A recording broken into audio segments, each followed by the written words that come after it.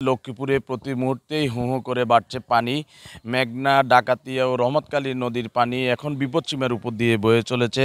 আসলে বৃষ্টি জলাবদ্ধতায় এখানকার জনজীবন এখন বিপর্যস্ত হয়ে পড়েছে।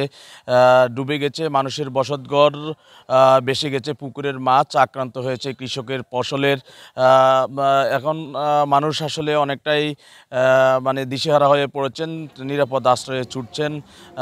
অনেকেই আসলে বিশুদ্ধ পানি এবং খাবার সংকটের কথা বলেছেন।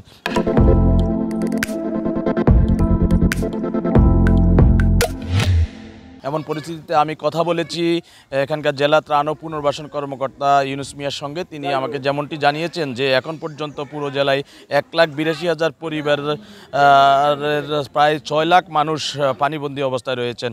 এসব মানুষদের নিরাপদ আশ্রয়ে নেওয়ার জন্য ১৮৫টি আশ্রয়কেন্দ্র প্রস্তুত রাখা হয়েছে বলে আমাকে জানিয়েছেন। জেলা প্রশাসনের পক্ষ থেকে উপজেলা নির্বাহী কর্মকর্তাদেরকে এসব মানুষদের জন্য শুকনো খাবার বিতরণের নির্দেশনা দেওয়া হয়েছে।